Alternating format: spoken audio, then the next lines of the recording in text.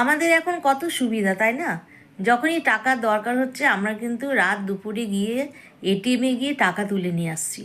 কারণ মানুষের টাকার প্রয়োজন হতেই পারে বিপদ আপদে, তখন আমরা কিন্তু এটিএমে ছুটি টাকা তুলতে। আচ্ছা, আর এই এটিএমে জন্ম হলো কীভাবে সেটা কি জানেন? সেটা সম্বন্ধে কিন্তু আমাদের জানতে হবে। এটিএমে জন্ম হলো, তাহলে আমি বলি। আসলে জন শেফার্ড ব্যারন নামে একজন ব্যক্তি ছিলেন। তিনি একবার ব্যাংকে টাকা তুলতে যান। তার পৌঁছাতে এই মিনিট দুয়েক সময় লেগেছিল।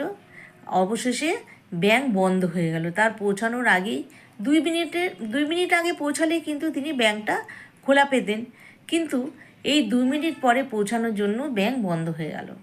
তিনি হতাশ হয়ে গেলেন, এখন টাকা পাবেন কোথায়? তখন তিনি এক চিন্তাভাবনা তার মাথায় এলো। তিনি চিন্তা করলেন, আচ্ছা, এমন একটা ব্যবস্থা করি যেখান থেকে সব সময় টাকা পাওয়া যাবে।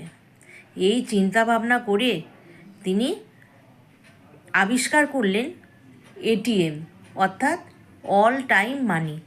এটা তিনি 1967 সালে তার মাথায় এসেছিল, যদি আমি একটা এটিএম খুলি তাহলে কিন্তু আমার তো উপকার হবে, তার সাথে বহু মানুষ উপকৃত হবে। কারণ রাত দুপুরে তো অনেকেই টাকার দরকার হতে পারে, কিংবা ব্যস্ত মানুষদেরও কিন্তু ওই লাইনে দাঁড়িয়ে ব্যাংকের থেকে আর টাকা তোলার দরকার নেই, বরং এটিএমে যাবে, এটিএম থেকে টাকা তুলে নেবে।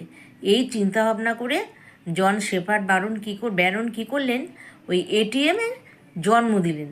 তখন থেকে শুরু হলো এটিএম। আর এটিএম থেকে আমরা এখন কি নিশ্চিন্তে টাকা তুলতে পারি, তাই না?